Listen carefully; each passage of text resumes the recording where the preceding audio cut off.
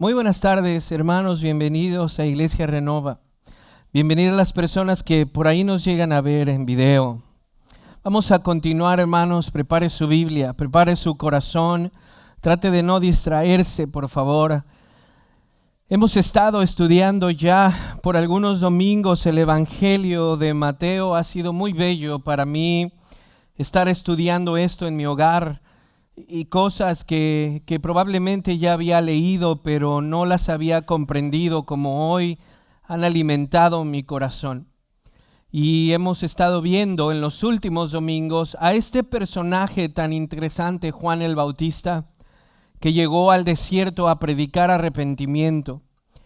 Y en medio de su predicación llegaron dos grupos del judaísmo de aquel tiempo, y fueron de ellos que hablamos hace 15 días, los fariseos y los saduceos.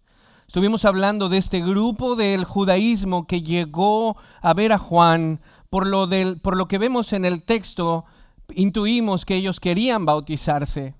Y Juan les dice que debían de tener frutos dignos de arrepentimiento y entonces bautizarse. Los fariseos, hermanos, eran un grupo que creía obviamente en las profecías, creía en el Pentateuco, estudiaba los profetas, estudiaba los escritos que son como los salmos, y creían en la resurrección los fariseos, y creían en los ángeles, es decir, que había un mundo espiritual como los ángeles. Ellos eran los fariseos, y no sé si se acuerden que enseñábamos que ellos tenían algo llamado la tradición de los ancianos, que es, en pocas palabras, una interpretación de la Escritura. Lo que hacían los fariseos, Pavis, es que aparte de la Biblia tenían una tradición que era como la interpretación de la Biblia, y la ponían al nivel de la Biblia. Decían que era igualmente inspirada como la Biblia, cosa que no es así. La palabra es lo único que proviene inspirado de Dios. Pero ellos ponían su tradición al mismo nivel. Y por eso Jesús les llamó la atención muchas veces diciéndole, por su tradición invalidan la palabra de Dios. Esos eran los fariseos. Por otro lado estaban los saduceos. Los saduceos no creían en la resurrección y no creían en los ángeles, y eran personas que, como no creían en la resurrección, trataban de hacerse de bienes materiales lo más que pudieran, porque este es el único mundo que van a poder disfrutar la vida. Y entonces eso los llevaba a ser avaros y los llevaba incluso a cometer ciertos negocios que no eran permitidos dentro de la iglesia. Recuerden cuando Jesús llegó a tumbar las mesas de los cambistas y todo eso. Los saduceos tenían algo que ver en los negocios que había en el templo. Los saduceos eran los sacerdotes y eran gente de élite, de dinero. Por un lado tienes a los fariseos, no creían en resurrección y ángeles y su tradición. Por otro lado tienes a los saduceos, no creían en resurrección, no creían en ángeles, y eran personas de mucho dinero. A estos dos grupos es a los que Juan les dice camada de víboras, porque todo lo que ellos practicaban, hermanos, era externo.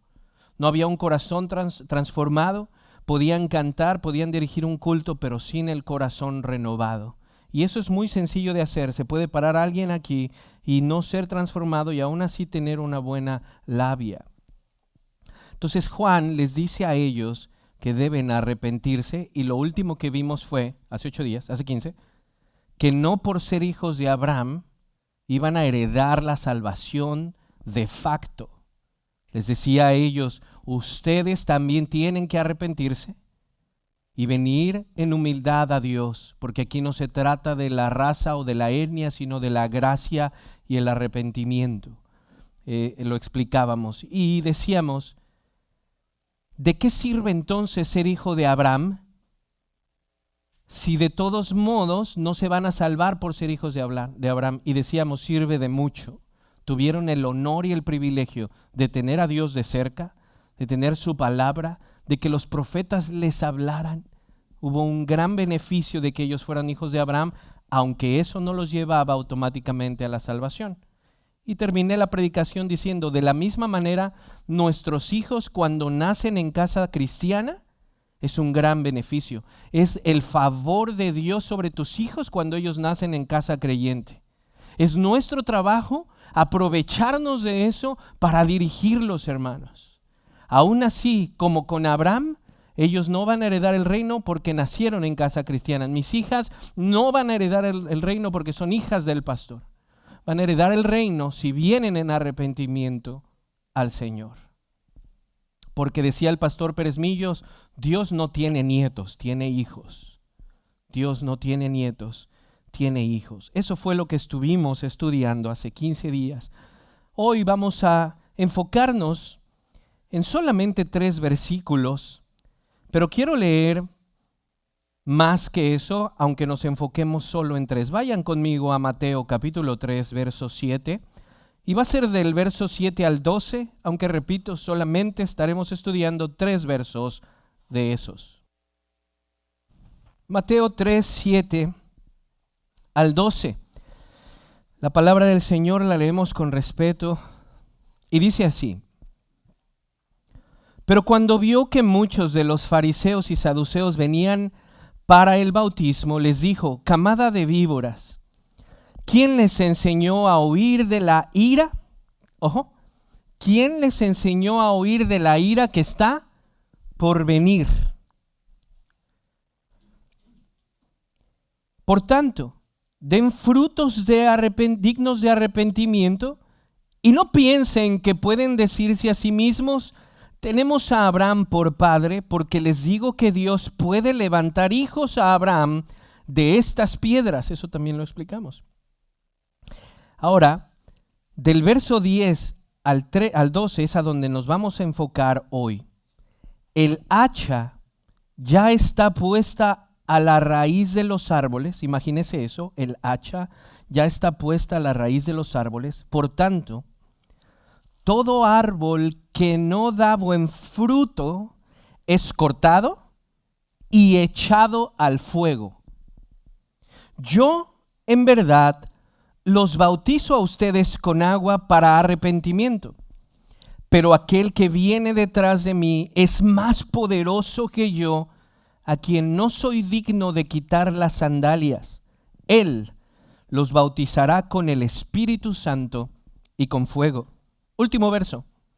El bieldo está en su mano y limpiará completamente su era y recogerá su trigo en el granero, pero quemará la paja en un fuego que no se apaga.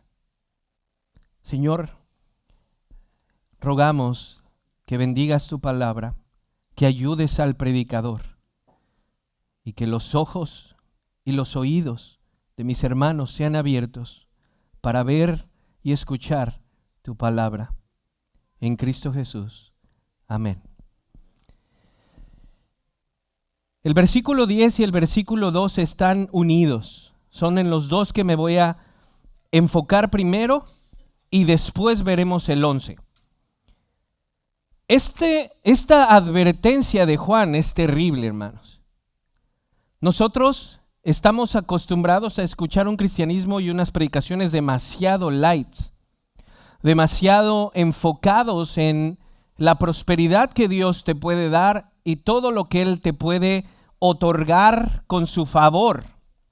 Y eso es algo que sí, que podemos predicar, podemos hablar de la restauración, podemos hablar de la gracia, pero Juan, hermanos, en este punto está dando una predicación que hoy sería tratada como algo muy fuerte. Porque verdaderamente lo que acaba de decir son textos terribles. Está hablando en una forma de agrícola de algo que va a suceder, de un árbol que está listo y que aquel que viene tiene el hacha en la mano y está a punto de empezar a cortar árboles y aventarlos a un fuego que nunca se apaga. Eso es terrible. Eso es un mensaje que ninguno de nosotros hoy queremos escuchar. Todos nosotros queremos que nos digan todo lo bueno que es Dios. todo lo que me puede ofrecer, todo lo que me puede dar, eso es algo que el ser humano busca automáticamente, favor y bienestar.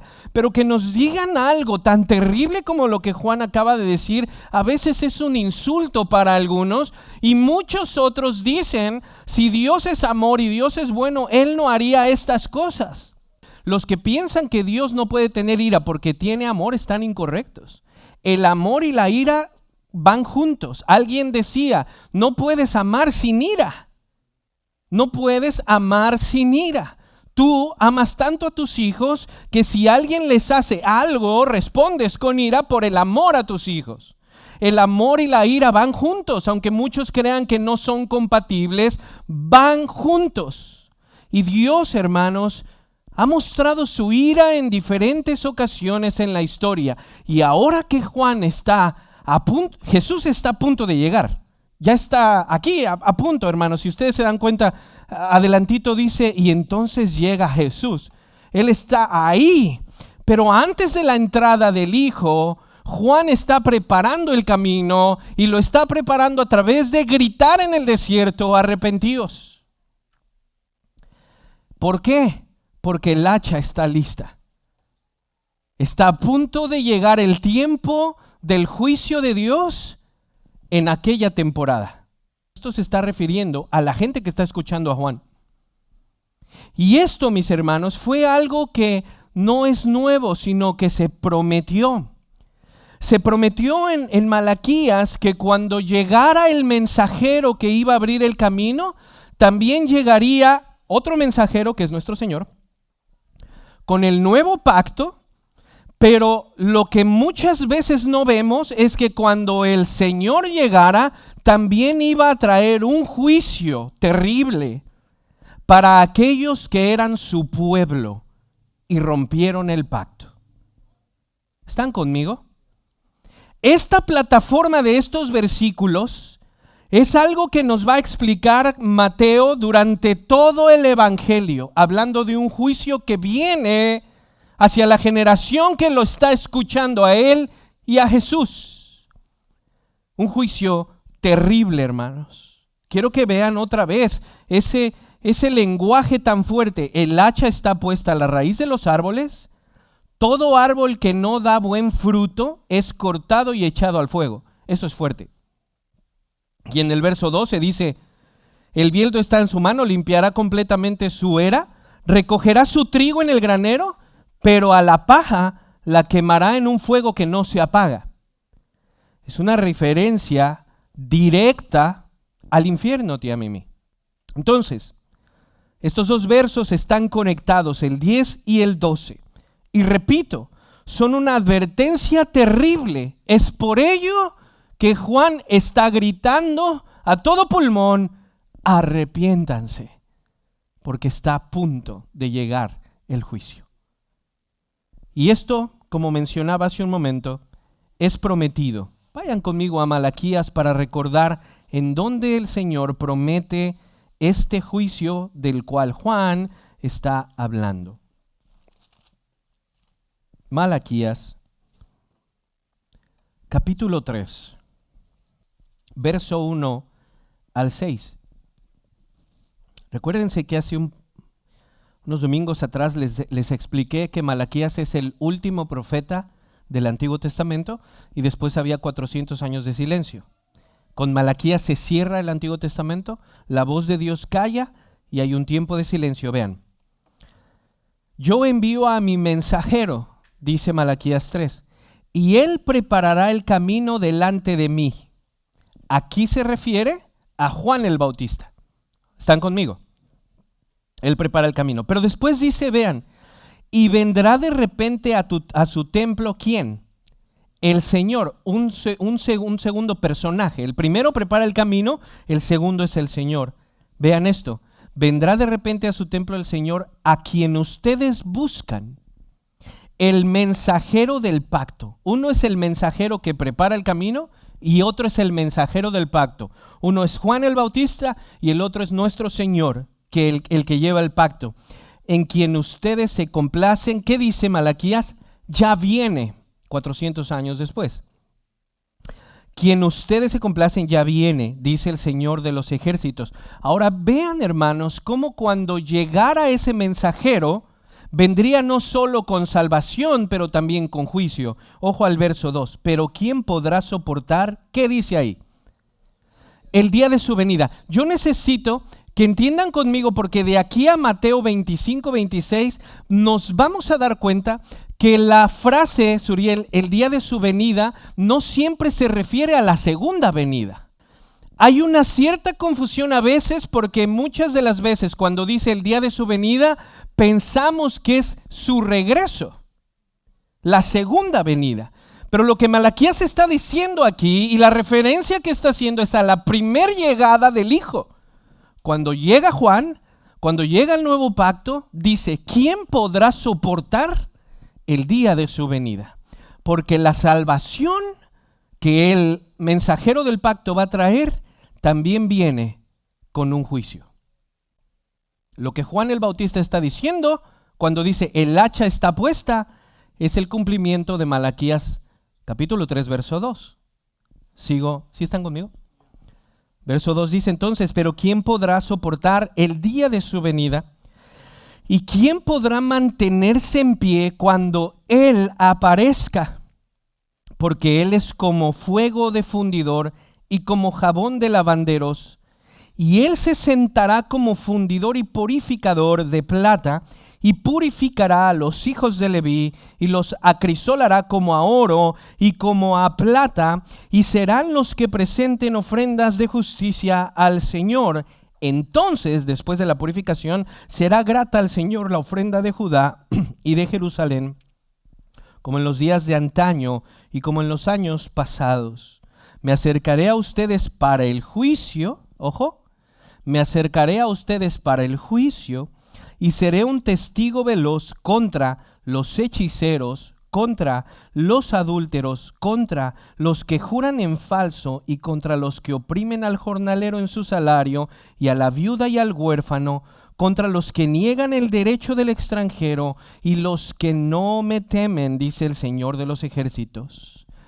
Y esta referencia, hermanos, en mi vida cristiana, yo pensaba que se refería en el verso 5 a los gentiles, pero se refiere a su pueblo, que dentro de su pueblo Israel había hechiceros, había todo lo que está mencionando. Y dice que Él se acercaría a ellos y los limpiaría. En Mateo 3 dice, va a separar el trigo de la paja, y al trigo lo va a llevar a su granero y a la paja la va a quemar. Es un escoger sus hijos de entre el pueblo de Israel. Ahora vean entonces, hermanos, lo último que dice el Señor a través de Malaquías en el verso 6. Porque yo el Señor no cambio, por eso ustedes, hijos de Jacob, no han sido consumidos. Porque habían cometido mucho pecado. Si usted estudia el Antiguo Testamento, los reyes de Israel y de Judá hicieron cosas bien tremendas, hermanos. Y el Señor los aguantó, los soportó porque había un plan. Pero ahora que Juan ha llegado, les dice, arrepiéntanse porque el tiempo ha llegado y el Señor tiene el hacha en su mano. El que viene detrás de mí tiene el hacha en su mano y va a recoger al trigo y va a quitar la paja y la echará en un fuego que no se apaga. Terrible. Pero esto es algo que Malaquías anunció al pueblo de Judá en aquellos tiempos y que se está cumpliendo con Juan y nuestro Señor. Otra referencia más acerca de ese juicio está en Mateo 13. Mateo 13, por favor.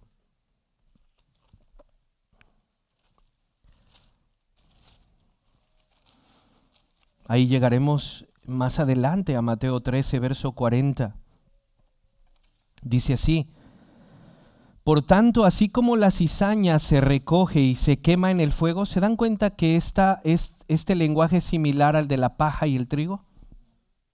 ¿Sí estamos allá, hija? Mateo 13:40. Por tanto, así como la cizaña se recoge y se quema en el fuego, escuchen estas palabras de Jesús. Esto es fuerte, hermanos. la cizaña se recoge y se quema en el fuego, de la misma manera será el fin del mundo. Que nosotros no queremos escuchar esto. Verso 41. El Hijo del Hombre enviará a sus ángeles y recogerá de su reino a todos los que son piedra de tropiezo y a los que, ¿qué, hermanos?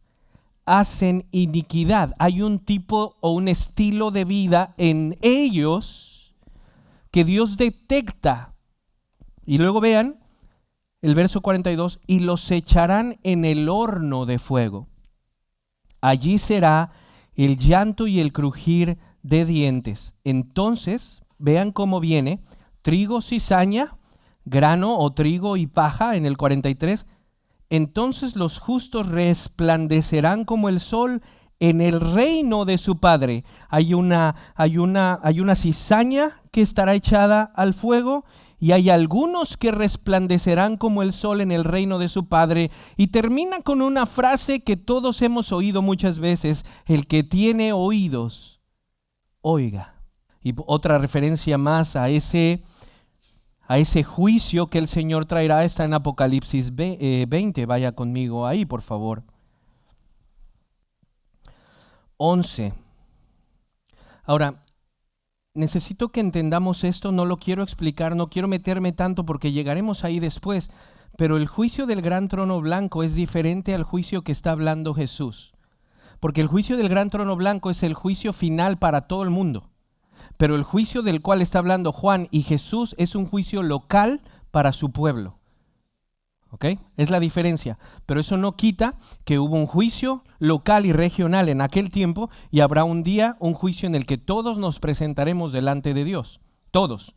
Vean esto. Vi un gran trono blanco y aquel que estaba sentado en él, de cuya presencia oyeron la tierra y el cielo, y no se hallaron lugar para ellos. También vi a los muertos, ojo a eso, también vi a los muertos grandes y pequeños de pie delante del trono, y los registros, los libros, fueron abiertos. Otro libro fue abierto, que es el libro de la vida.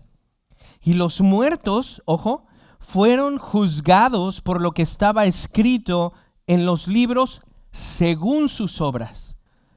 El Señor entonces ve el corazón y ve nuestras obras, y está aquí juzgando a las personas según sus obras. Vean el verso 13.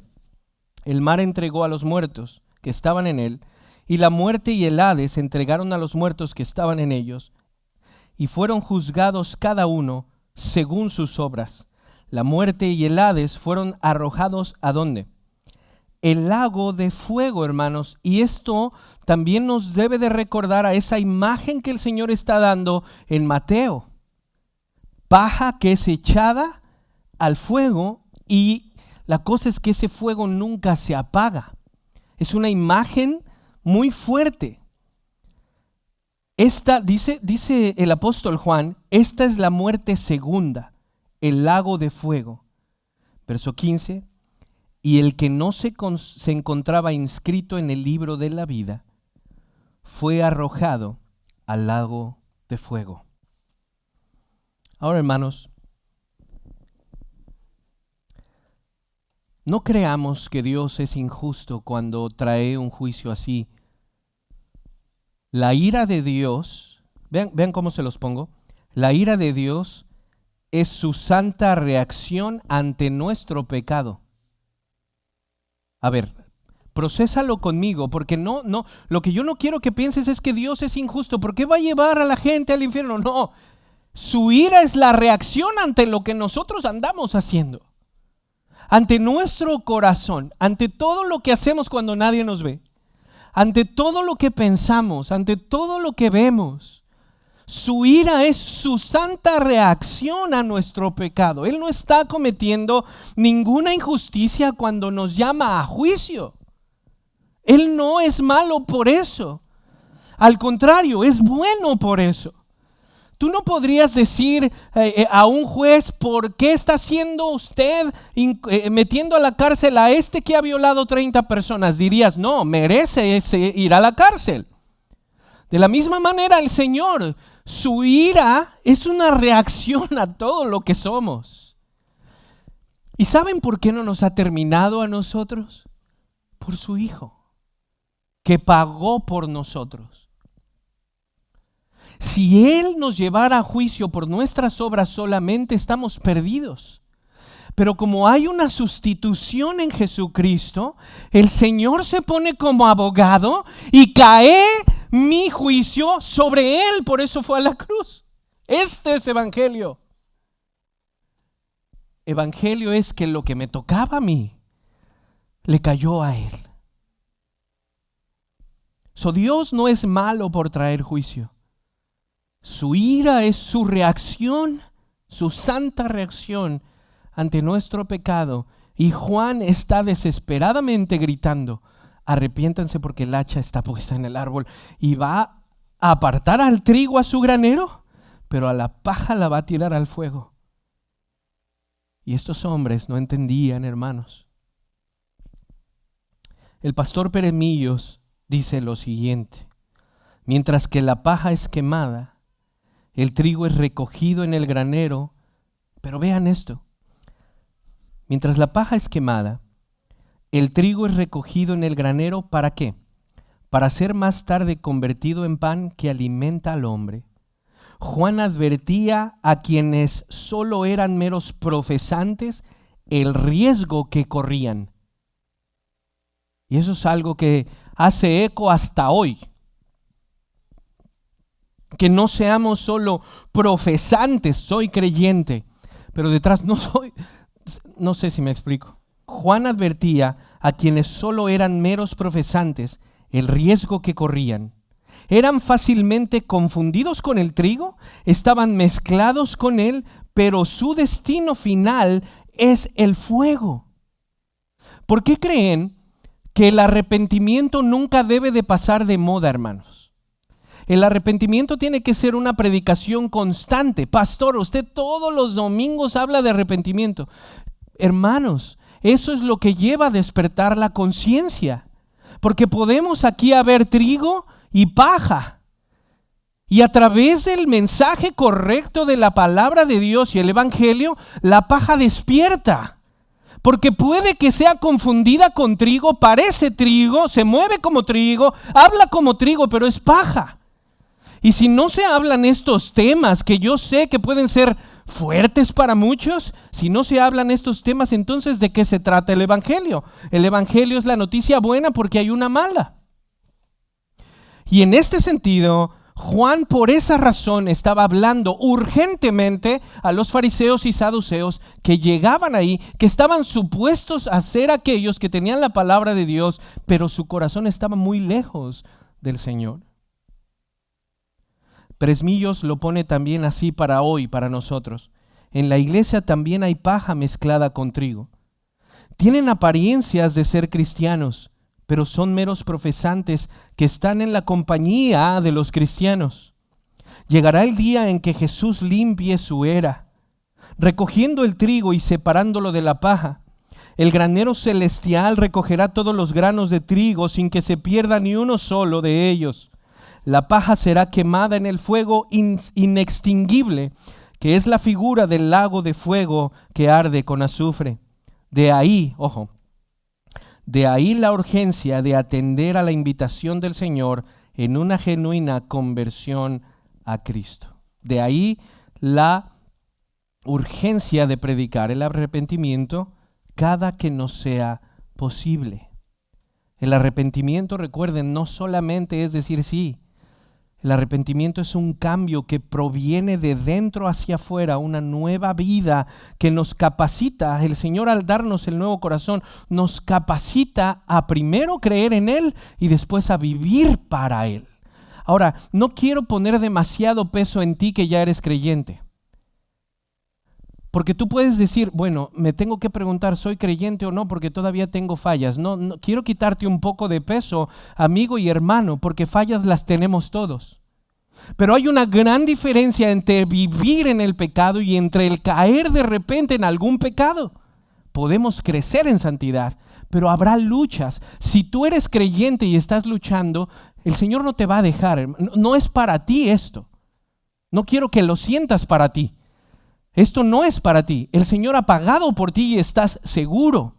Pero si eres una persona que vive en su pecado y que solo vienes el domingo a alivianar tu conciencia para sentirte un poco mejor, tú sí estás en peligro. Yo no sé quién es, quién sí, quién no, tú lo sabes. Yo por eso ni lo sigo en Facebook para no andar viendo. Si tú eres creyente, este mensaje no es para ti, porque Cristo ha pagado por ti. Pero si eres como un fariseo o un saduceo que vive una vida desenfrenada, sin el Espíritu de Dios y sin el Señor, entonces esta advertencia, aunque literalmente era para los fariseos y los saduceos, aplica a ti. Y entonces tienes que despertar. Ahora, algo muy bello de nuestro Señor es que nunca trae un juicio sin haber primero advertido. Eso es algo muy bello, porque Él podría traer un juicio de la nada y todos nos pelamos. Pero Él siempre ha traído su palabra por medio de sus profetas, por medio de sus pastores, por medio de un hermano que te habla y te dice, bro, ya, aliviánate, bro. Antes de traer juicio. Esa es la belleza de nuestro Señor, que a pesar de que andamos ahí de necios arrastrando tanta porquería, Él viene y nos dice, vení a mí. Ven a mí. Vean lo que dice también el pastor Pérez Millos. Utilizo mucho al pastor Pérez Millos porque estoy estudiando su comentario de Mateo junto con otros más, pero él me da mucha claridad, hermanos. Son hombres que nos superan en sabiduría y en años de estudio, que aprendemos, que yo me alimento y como de ellos. Pastor Pérez Millos es uno de ellos. Vean lo que dice. Aunque el mensaje de Juan es el anuncio de la ira de Dios y del juicio sobre el pecado, no es menos cierto que en sus advertencias, vea, fluye la manifestación directa de la gracia de Dios. ¿Por qué? Porque en su advertencia va la gracia de Dios. Porque si no, solo nos dejaría a nuestro vivir, hermanos. Pero cuando un pastor viene a ti, cuando un hermano te manda un texto, cuando tu amigo te está diciendo, bro, ya, es gracia de Dios a través de esas personas. Cuando una madre está hablándole al hijo, hijo, ya, es gracia de Dios a través de las personas. Porque viene un juicio, pero antes de venir un juicio siempre hay una voz de Dios que advierte con urgencia para que la persona vuelva a Dios en arrepentimiento. Este verso que voy a leer, quiero que lo tomes con todo tu corazón, amigo que estás aquí. Isaías 55. Tómalo con todo tu corazón. Isaías 55, 6. Vean, busquen al Señor mientras puede ser hallado. Porque va a haber un día en que se acabará el momento. Puede acabarse hoy si el Señor decide quitarte la vida. Bebe esto, tómalo. Busca al Señor mientras puede ser hallado. Llámenlo en tanto que está cerca. Abandone el impío su camino, el hombre malvado sus pensamientos, y vuélvase al Señor, que tendrá de él compasión. Que tendrá de él compasión, al Dios nuestro que será amplio en perdonar. Quiero hacer aquí una aplicación. Muchos dicen, yo no quiero comprometerme con una iglesia ni comprometerme con Dios porque me falta mucho. Ven así. Porque es eso lo que el Señor te va a ayudar a cambiar. Estás esperando a cambiar. ¿Quieres ir al doctor cuando ya estés sano? No, amigo. No es así. ¿Quieres ir al doctor cuando ya te sanaste? No. En primer lugar, no puedes sanarte tú solo. Ven como estás, sucio, lleno de toda tu pudredumbre que Él te va a lavar. No tienes que estar, no, es que todavía no estoy listo porque estoy mal. No, todos estamos mal, todos estuvimos mal y así venimos. Así, reconociendo nuestro estado y como un mendigo estirando la mano para que nos den pan. Y cuando decía Charles Spurgeon, el cristianismo es un mendigo yendo por otro mendigo a decirle dónde hay pan. Porque ninguno de los que somos creyentes somos mejor que el que no lo es. Somos mendigos que encontramos pan. Y que venimos sucios así. No es de que tienes, para que puedas venir a Jesús, cumple paso 1, paso 2, paso 3. No, ven cómo estás. Búscalo mientras puede ser hallado, que Él te va a perdonar. Él no necesita que cumplas pasos para venir. Él quiere que vengas para que entonces puedas vivir. Van conmigo. La advertencia de Juan es fuerte, pero en la advertencia también viene la gracia de Dios. Porque si no, no hubiese advertencia y solo el juicio cae de la nada.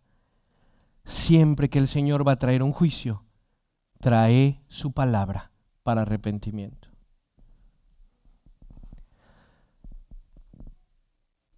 En todo lo que nos resta de Mateo, ustedes verán este desarrollo del juicio del Señor y de todo lo que Él está diciendo.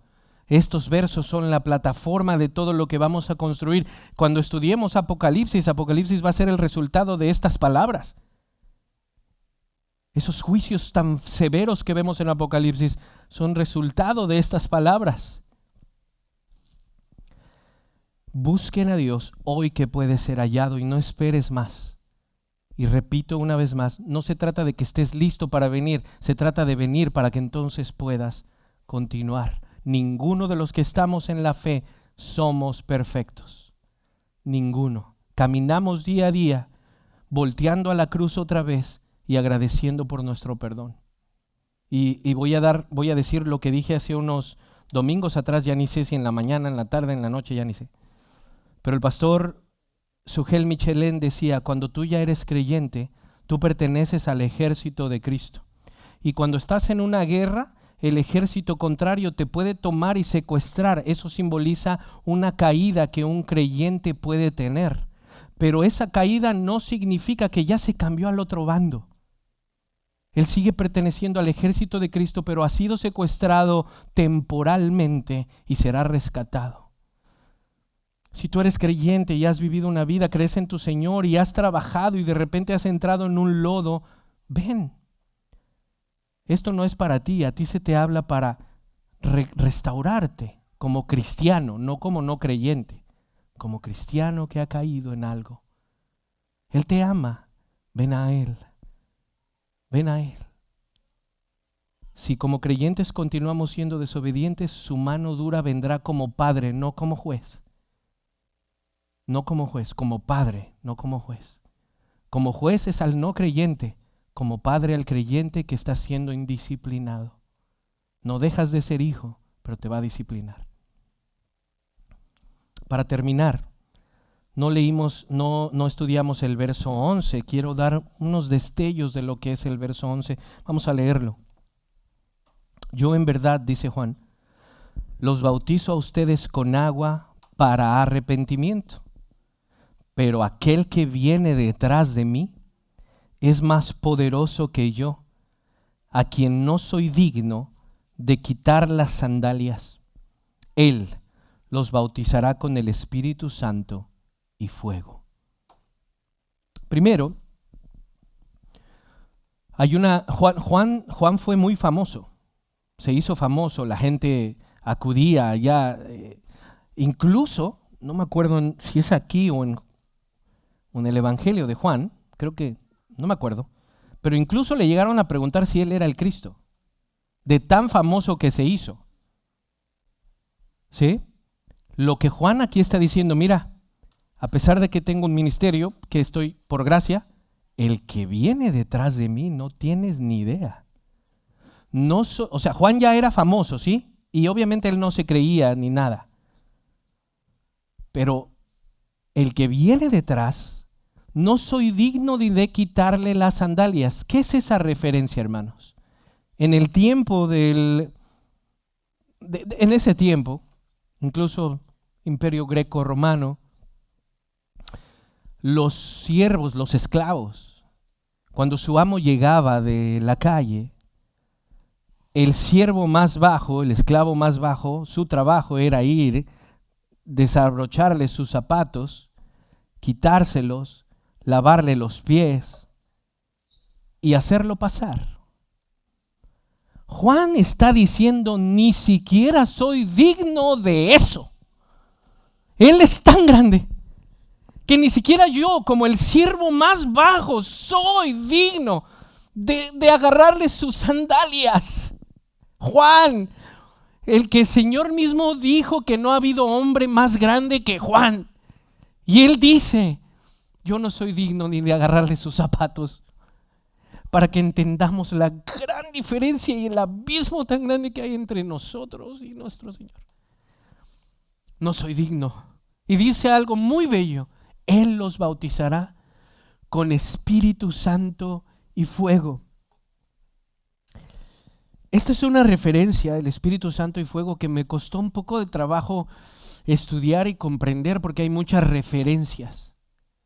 Hay muchas explicaciones de qué significa el bautismo del Espíritu y el bautismo como que con fuego. Y me costó un poco, hermanos, agarrarle hasta que dije, aquí es.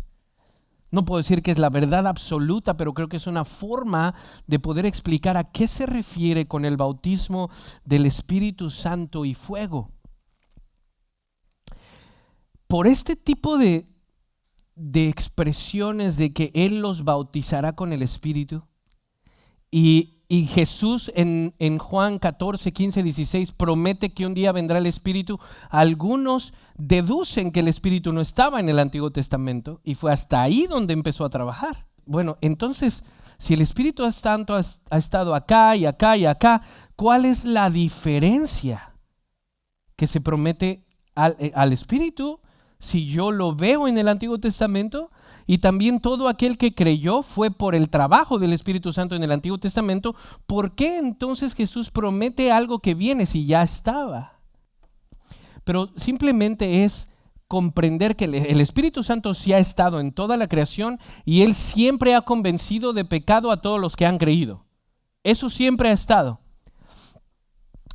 Pero a lo que se refiere nuestro Señor, según lo que pude comprender, hermanos, es que la claridad de lo que era y ahora es y de lo que vendría cuando el Espíritu Santo llegara en esta nueva etapa. La claridad era mucho más amplia y ya no era solo para un grupo de personas como los judíos y en unos que fungían un ministerio, profeta, rey o sacerdote, sino en todos. Se amplía mucho más.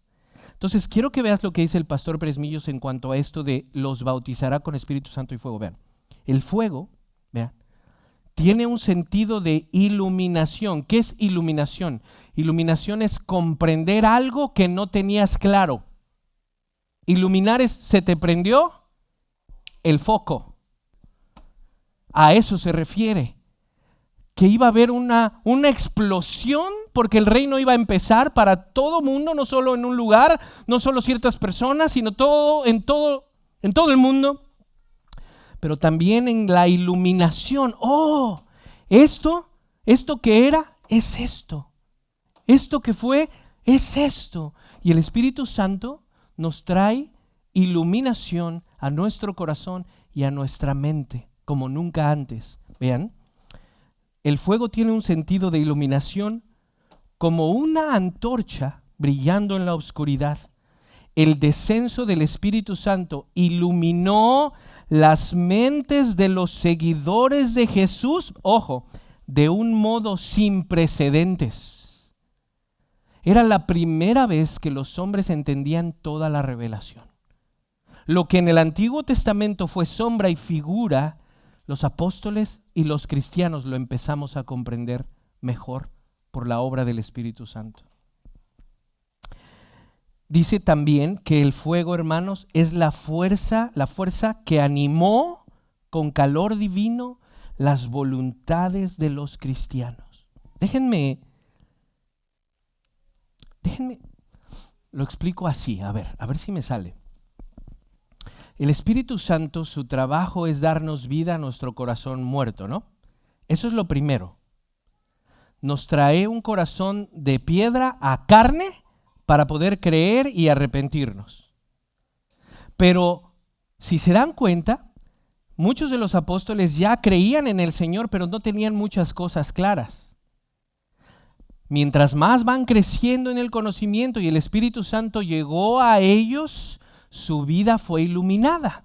Cuando Jesús murió, se escondieron, hermanos. Tenían miedo, creían en Jesús, sí, no eran no creyentes, eran creyentes. Ya el Espíritu Santo les había dado un nuevo corazón, pero no los había saturado del valor para salir a las calles. ¿Qué pasa en Hechos 2? Estos hombres son llenados de una fuerza, no de que no eran creyentes antes, lo eran, pero de lenguas de fuego, con Espíritu Santo y fuego. ¿Y qué representan las lenguas de fuego, hermanos? La capacidad de la predicación del Evangelio, porque si tú lees Hechos 2, dice que estaban hablando en lenguas, pero si tú lees abajito, dicen lenguas que nosotros conocíamos, lengua de Egiptos, lengua de esto, lengua del otro. O sea, estaban hablando idiomas. El Señor les dio la capacidad por medio del Espíritu Santo para que comenzara la nueva época del reino de Jesucristo en la tierra. Y eso era trabajo del Espíritu. Los bautizará con Espíritu Santo y fuego, para que aquellos hombres que fueron de cierta manera cobardes, cuando Pedro dijo no lo conozco, de repente en Hechos 2 estuviera parado en frente de 5,000 maybe, porque 3,000 fueron los que sí quedaron, los otros 2,000 salieron chuequillos, y tener el valor de predicar, el valor de Esteban de predicar aunque lo mataron, el valor de todos los demás, y lo que te da a ti la iluminación y el poder de seguir siendo creyente. ¿Cómo nos bautizará con Espíritu Santo y fuego? La llenura, la iluminación de nuestras mentes de, esto es el cristianismo, esto es lo que significaba la Pascua de Éxodo 12, Jesús. Claridad. Y aparte, hay una palabra, no es valor, es denuedo. El denuedo en el Espíritu de Dios. Y ya la santificación es lo que el Espíritu Santo sigue haciendo durante toda nuestra vida. Bueno, ¿por qué creemos que esto de bautizar con Espíritu Santo y fuego es precisamente eso de la iluminación y no del nuevo nacimiento? El nuevo nacimiento es algo que viene antes. Vean lo que dice Pablo en Efesios 1:15, por favor, hermanos. Vean. Efesios 1:15 dice: por esta razón también yo, habiendo oído de la fe, o sea que a los que les está escribiendo ya creen, ¿sí? Habiendo oído de la fe en el Señor Jesús que hay entre ustedes, los de Éfeso creían, o sea, ya son creyentes, ya el Espíritu Santo les dio un nuevo corazón para creer. Vean. Y de su amor por todos los santos, no ceso de dar gracias por ustedes, mencionándolos en mis oraciones. Pido que el Dios de nuestro Señor Jesucristo, el Padre de gloria, vean ahora lo que dice. Ya son creyentes, pero dice, les dé espíritu de sabiduría y de revelación, vean, en un mejor conocimiento de Él. Creemos que ese mejor conocimiento de Él es aquello a lo que se refiere la iluminación que el Espíritu Santo trae a nuestra vida. Vean el verso 18. Mi oración es que los ojos de su corazón sean iluminados. Pero está hablando con ya creyentes, tío. No está hablando del nuevo nacimiento. Está hablando de un comprender lo que somos ahora en Cristo, que muchos de nosotros no lo comprendemos todavía completamente. Vean lo que sigue diciendo después. Mi oración es que los ojos de su corazón les sean iluminados. ¿Para qué? Para que sepan cuál es la esperanza de su llamamiento y cuáles son las riquezas de la gloria de su herencia en los santos. Que si tuviéramos esto bien claro, las pruebas nos serían más fáciles de pasarlas porque nuestro corazón está puesto en una realidad mayor. Porque tenemos la llenura del Espíritu Santo, su iluminación. Cuando nosotros estamos pasando por un desierto, pero tenemos la claridad de quiénes somos en Cristo, ese desierto se pasa diferente. Porque sabemos que todo lo que podamos pasar en esta vida es temporal, pero si tengo a Cristo, tengo todo, hermano. Creemos que eso es lo que el Espíritu Santo te va dando en la iluminación. El comprender quién eres y lo que has ganado en Jesucristo. ¿Sí me explico, hermanos? Y eso nos ayuda a pasar el desierto de una forma muy diferente. Y la queja se vuelve gratitud. Porque si Él está en mí, tengo algo mucho más grande que cualquier materialismo que pueda haber. Vean lo que dice Lucas 11:13 para terminar.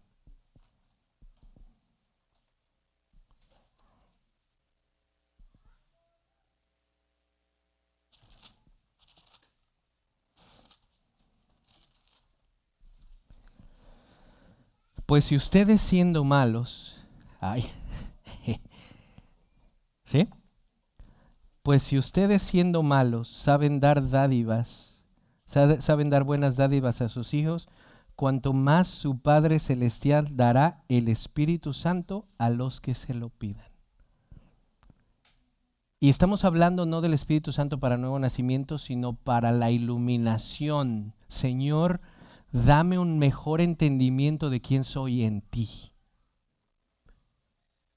para disfrutar mi vida cristiana aún más, para que no se vuelva una batalla infernal en mi corazón, sino disfrutar mi vida cristiana y ver que lo que tú me has dado es lo mejor que me puede pasar. Hemos visto dos cosas, pero la primera fue la terrible advertencia de Juan a las personas, especialmente saduceos y fariseos que se visten de ropas finas, pero su corazón está lejos de Dios. Y les leía Isaías, hermanos, en donde decía: busquen al Señor mientras puede ser hallado. Que sea algo que retumbe en tu corazón si tú no eres creyente. Si eres creyente, aquí está la segunda parte para ti. Señor, ilumina más mi corazón para saber quién soy en ti. Por eso Pablo decía: oro, suplico que el Señor les hable a su corazón para que sepan todo lo que han ganado. Y en medio del desierto podemos vivir mejor, hermanos, sabiendo y teniendo la certeza de que el Espíritu Santo está con nosotros. La advertencia del infierno no es para ti si tú eres creyente. El Señor no te trata como juez, te trata como padre. Pero si no eres creyente, la advertencia para ti es: viva todos los días hasta que no vengas en arrepentimiento al Señor. Y no necesitas estar preparado para venir. Ven como estás, como un mendigo que quiere pan. Oremos. Oh Señor, bendice tu palabra. He hecho lo que puedo, pero tú retumba en los corazones. Del que no es creyente, hazle sentir los terrores del infierno, por favor. Del que es creyente, hazle sentir la ternura de que le has amado a pesar de quién es. Y la seguridad, Señor.